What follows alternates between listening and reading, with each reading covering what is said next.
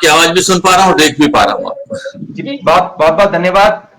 नमस्कार। नमस्कार चतुर्वेदी जी, प्रणाम प्रणाम। जी नमस्ते नमस्ते शैलेंद्र जी, नमस्ते सर। है? ठीक है सर, ठीक है। नमस्कार नमस्कार अतुल जी, कौली जी, नमस्ते। डॉक्टर साहब, नेपथ्य में खड़े हुए माली जी को भी नमस्कार कर दीजिएगा। धन्यवाद धन्यवाद। गीता माली जी को जी जी डॉक्टर साहब, 16 दिन पहले हम इसी मंच पर आपसे मुखातिब हुए थे, आपको याद होगा। और उस स्वतंत्रता दिवस था उस दिन, और उस दिन मैंने एक पंक्ति आपके लिए कही थी डॉक्टर साहब कि मनेठी से वो निकला हुआ शख्स जिस मिट्टी से आज हमारे सामने है, उसी प्रकार से डॉक्टर साहब मिराती गांव से भी जो वीरभूम जिला पश्चिम बंगाल से निकला हुआ वो शख्स भारत रत्न महामहिम राष्ट्रपति पूर्व राष्ट्रपति डॉक्टर प्रणब मुखर्जी साहब आज हमारे बीच नहीं रहे। डॉक्टर साहब, आपका यह सौभाग्य रहा है कि आपने उनके साथ काम किया है, आपने उनके साथ आप बैठे हैं, निसंदेह आपने उनको स्पर्श भी किया होगा।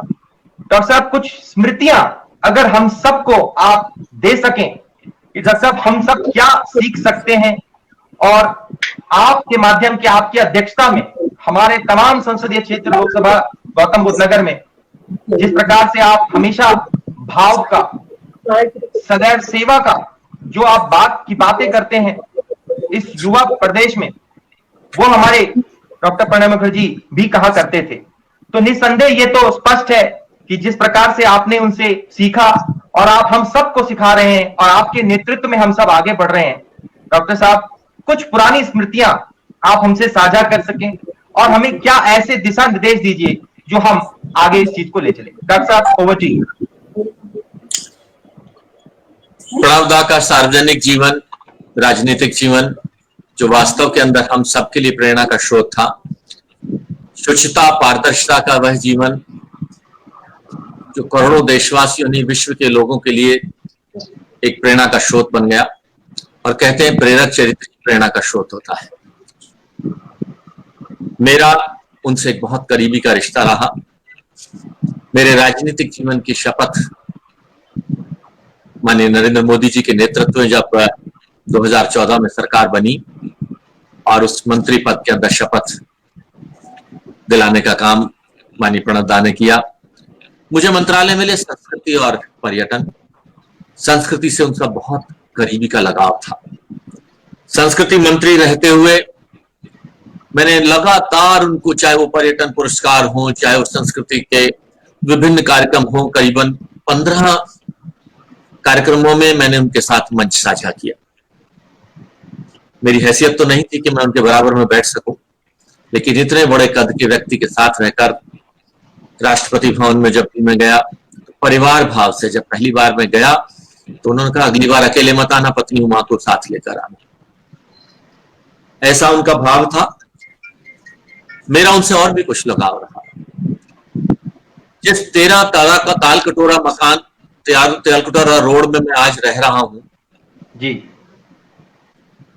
उस मकान में वो 17 साल रहे। जब वो मंत्री थे, विदेश मंत्री, वित्त मंत्री, तो वो उससे बड़े मकान के हकदार थे, लेकिन वो अपने इसी मकान में 17 वर्ष तक लगातार रहे। और जब उन्होंने ये मकान खाली किया तो ये मकान मुझे मिला।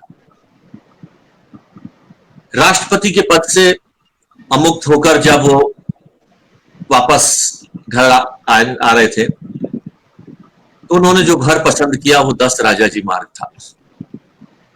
और मेरा सौभाग्य है कि उनके उस घर में आने से पहले उस 10 राजाजी मार्ग में मैं रहता था। ये कुछ ऐसे अनुभव हैं सार्वजनिक राजनीतिक जीवन के। कुछ फोटोग्राफ्स में आपके सामने आपके कैमरे के माध्यम से अगर दिख सकें तो मुझे लगता नहीं दिख पाएंगे।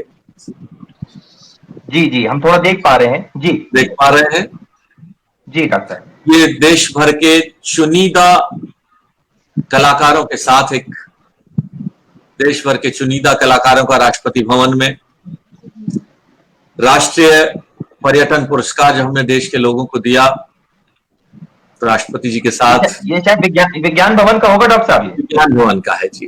जी जी जी। राष्ट्रपति भवन में उनके साथ बैठते हुए कुछ क्षण के लिए मुझे कुछ हंसी ठिठोली करने का भी उनके साथ मौका मिला। जी माननीय प्रधानमंत्री जी, माननीय उपराष्ट्रपति जी अमीर अंसारी साहब और राष्ट्रपति जी के समय में भी मुझे उनके साथ ऐसे ही एक साथ विज्ञान भवन, ये राष्ट्रपति भवन का कार्यक्रम है जी, उनके साथ बैठने का ऐसा मौका मिला। ये जीवन के कुछ ऐसे क्षण थे जो मेरे लिए यादगार बन गए। मैं नमन करता हूं उस पुण्यात्मा को, और वास्तव के अंदर मैंने भी उनसे बहुत कुछ सीखा है। उनका जीवन मेरे जीवन में एक पारिवारिक संरक्षक के नाते था, और समय समय पर मैं उनसे मार्गदर्शन लेता भी रहता था, और वो बिना मांगे भी मुझे कई बार इतिहास के क्षेत्र के अंदर कलकत्ता सांस्कृतिक गतिविधियों का केंद्र बिंदु रहता था। जब मैं कलकत्ता के ऐतिहासिक नेशनल म्यूजियम या गैलरी या वहां पर 117 साल पुरानी संस्थाएं हैं, जब मैं उनमें गया तो उन्होंने बताया कि आज भारत की राजनीति में, भारत के सार्वजनिक जीवन के अंदर गुरुदेव रविंद्रनाथ टैगोर, सुभाष चंद्र बोस, और जिन्होंने हमारे राष्ट्रगान की बंकिम चंद्र चट्टोपाध्याय, डॉक्टर श्यामा प्रसाद मुखर्जी, इन सब के जीवन पर कुछ म्यूजियम्स हम लोग बना रहे थे। प्रधानमंत्री जी ने प्रेरणा दी, आदरणीय अमित शाह जी ने मुझसे अपेक्षा की कि बंकिम चंद्र चट्टोपाध्याय और इनके नाम पर कुछ ऐसा किया जाए वहां पर जो एक यादगार बन जाए।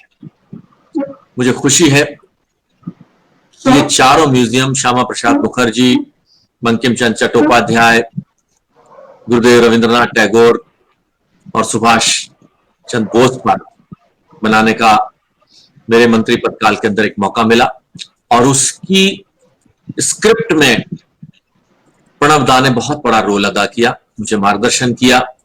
मैं जब उनकी स्क्रिप्ट बनाकर उनको दिखाने ले गया तो उन्होंने बहुत सारे मुझे संशोधन कराए, उसमें बहुत सारे मार्गदर्शन दिया। मैं नमन करता हूं इस शख्सियत को। हमारी सरकार ने, हमारे प्रधानमंत्री नरेंद्र मोदी जी ने जिस सदाशयता के साथ भारत रत्न के सम्मान से नवाजा और इतनी करीबी से उनके साथ रहने का, काम करने का मौका मिला, मैं आज 10 न्यूज के माध्यम से आप हम सब लोग उनको श्रद्धांजलि दे रहे हैं। मैं आपका भी धन्यवाद देता हूँ। नमस्कार। डॉक्टर साहब एक सवाल डॉली गिल पूछना चाहेंगी। सर, मैं आपसे पूछना चाह रही हूँ कि जो हमारे 13वें राष्ट्रपति थे, उनका आपके जीवन में किस तरह से उन्होंने एक छाप छोड़ा आपके जीवन में, जो साझा करना चाहेंगे आप?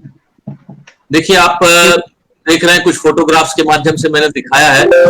जी जी। एक गार्जियन, एक पारिवारिक भाव से एक ऐतिहासिक व्यक्ति, वो वास्तव में इतिहास का, इकोनॉमिक्स के एनसाइक्लोपीडिया थे, और हर विषय पर उनका मार्गदर्शन मिलता था।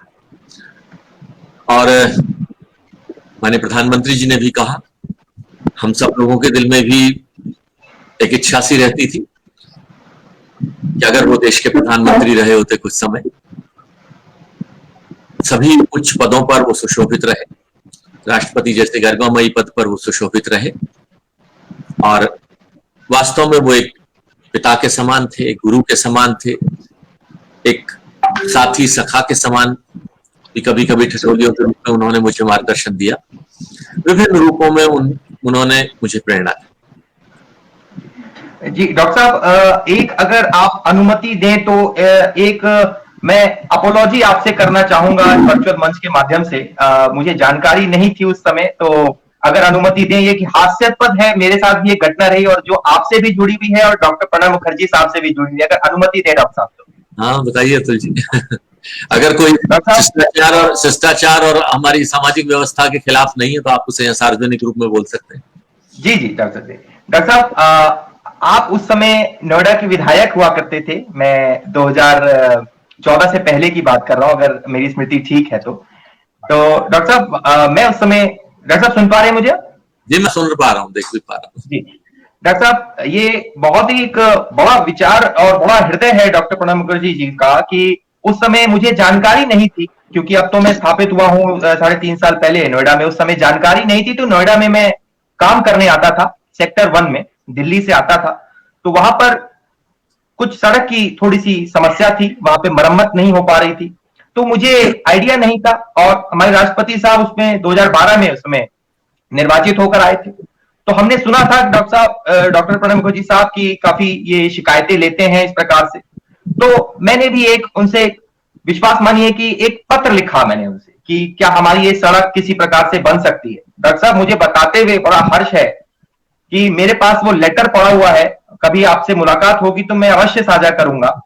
उन्होंने वो लेटर तुरंत उसको स्वीकृत किया। मैं राष्ट्रपति भवन स्वतः गया था, ईमेल भी लिखी और हार्ड कॉपी भी देने गया था राष्ट्रपति सचिवालय में, और उस समय उन्होंने रोड बनवा भी दी। और इस प्रकार से, क्योंकि मुझे जानकारी नहीं थी कि उस समय मुझे किसको अप्रोच करना है, तो इतना बड़ा हृदय डॉक्टर प्रणब मुखर्जी साहब का था कि सर, मेरे जैसा एक युवा उस समय, और ये बात है सर 2014-13 की आसपास की, तो मैं 7 साल पहले इतनी जानकारी नहीं थी कि किसको हमें अप्रोच करना है, और उन्होंने सड़क सर बनवा दी। तो डॉक्टर साहब, ये दिल के पास है मेरे काफी और भी लोगों की। उन्होंने जिस प्रकार से राष्ट्रपति होते हुए उन्होंने संवाद सुना, तो डॉक्टर साहब इस पर आप अपने विचार डालिए कि ये जो मैंने आपसे अनुभव साझा किया कि ये बात आपको कैसा लगा। बिल्कुल सही कही आपने। बहुत छोटे छोटे विषयों के लिए वो बहुत छोटा कोई कार्यकर्ता राष्ट्रपति भवन तक के लोगों की पहुंच होती थी, उनके पास जब किसी अब ऐसी समस्या के लिए पहुंच जाता था तो वो बिल्कुल नहीं हिचकिचाते थे किसी भी मंत्री को फोन करते हुए इसकी ये मदद कर दी जाए, इसका ये समाधान निकाल दिया जाए। ऐसा मौका मेरे जीवन में करीबन 5-6 बार आया जब उन्होंने मुझे कहा कि देखो ये केस है, इसकी जरा मदद हो सकती है क्या, किसी कलाकार की मदद हो सकती है क्या। उन्होंने बहुत बार ऐसा किया मुझे, और मुझे अच्छा लगता था उनकी तरफ से जब कोई ऐसा संदेश आता था तो मुझे अच्छा लगता है। उनका प्रेरणा स्रोत होती कि उनका अपना एक घर यहाँ हमारे मेरे सेक्टर 26 में उन्होंने अपना घर रामकृष्ण मिशन के नाम पर दे दिया, और आज वहां पर रामकृष्ण मिशन का आश्रम चलता है सेक्टर 26 में। तो डॉक्टर साहब, इतना बड़ा हृदय, और आपने उनके साथ काम किया सर। और मैं अभी शैलेंद्र भाटिया साहब से भी बात कर रहा था, उस जिक्र में पुनरावृत्ति करूंगा डॉक्टर साहब कि क्योंकि आप संसद भवन में रहे हैं और अभी हैं भी, और संसद भवन में सर 2008 में जब एक काफी हंगामा भी हुआ था संसद भवन में, और कहा गया था कुछ लेफ्ट की पार्टीज ने कि आप अगर 1, 2, 3 न्यूक्लियर सिविल डील अगर साइन करते हैं तो we will take back the support. लेकिन उन्होंने उसके बावजूद भी देश के हित में जो निर्णय लिया, 1, 2, 3 जो सिविल न्यूक्लियर एग्रीमेंट है, जो एनएसजी न्यूक्लियर सप्लाई ग्रुप में 45 नेशंस के जो समूह है, उसके बाद भी भारत को उन्होंने हित दिलवाया, वेवर दिलवाया। और आज आप देखिए सर, आपके नेतृत्व में, हमारे प्रधानमंत्री जी के नेतृत्व में आज हम सब न्यूक्लियर जो हमारे पास फ्यूल है उसमें हम पूर्ण रूप से संलिप्त है। इस पर आपका क्या कहना है डॉक्टर साहब? 1, 2, 3 एग्रीमेंट जो उन्होंने एक ऐतिहासिक डील साइन करी थी जॉर्ज बुश और कॉन्डोलिसा राइस जो उस समय सेक्रेटरी स्टेट थे, ओवर टू डॉक्टर साहब। देखिए प्रणव दा, मैंने कहा ना कि अपने विषयों के एनसाइक्लोपीडिया थी,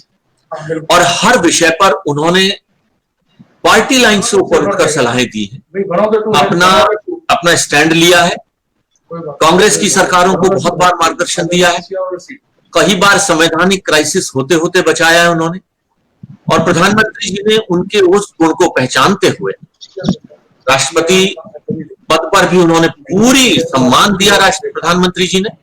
बल्कि कांग्रेस से, पार्टी से, बैकग्राउंड से आते थे, लेकिन प्रधानमंत्री जी उनसे सलाह लेते थे, राष्ट्रपति भवन जाकर सलाह लेते थे, और उनको उन्होंने सम्मानित भी किया उनके ज्ञान और गुण को।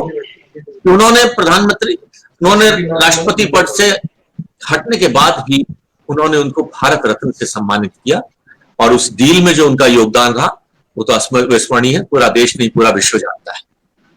जी, और डॉक्टर साहब, और आप संस्कृति मंत्री रहे हैं हमारे, और एक संस्कृति से एक बिंदु याद आ रहा है डॉक्टर प्रणब मुखर्जी का, क्या आप भी इससे अवगत होंगे कि वे हर साल दुर्गा पूजा पे 4 दिन के लिए अपने गांव मिराती, बीरभूम जिला, पश्चिम बंगाल जाते थे और वहां मनाते थे और संस्कृति का प्रतिनिधित्व करते थे। डॉक्टर साहब, आप स्वयं संस्कृति के मंत्री रहे हैं, डॉक्टर साहब कुछ प्रकाश इस पर डालें सर। देखिए, ये अपने आप में प्रेरक चरित्र बन जाते हैं कि आपने ऐसे आध्यात्मिक सांस्कृतिक कार्यक्रमों में, मैंने कहा ना कि जब जब मैंने संस्कृति मंत्री के रूप में, पर्यटन मंत्री के रूप में, जब जब उन्हें किसी भी काम के लिए मैंने उनसे प्रार्थना करी, उन्होंने 1 मिनट भी नहीं लगाया कि साहब ये पुरस्कार आपको देने, ये कलाकार आपसे मिलना चाहते हैं, उन्होंने 1 मिनट भी नहीं लगा, और ये मुझे मेरा आपने ज्ञानवर्धन किया है कि वो ऐसा हर साल करते थे। मैं समझता हूँ ये भी अपने आप में एक उदाहरण है और प्रेरणा का स्रोत है। जी डॉक्टर साहब, कुछ कंक्लूडिंग रिमार्क अगर देना चाहें तो चलते चलते। धन्यवाद आपका, आप सब लोगों ने मिलकर इस आयोजन को किया है। मैं समझता हूँ उस व्यक्ति के प्रति एक सच्ची श्रद्धांजलि है कि उनके आदर्शों पर हम चलें। जी बहुत बहुत धन्यवाद डॉक्टर साहब, और पुनः आपसे मुलाकात होगी। 16 दिन के बाद आपसे मुलाकात हुई है, पुनः आपसे जल्दी मुलाकात होगी सर।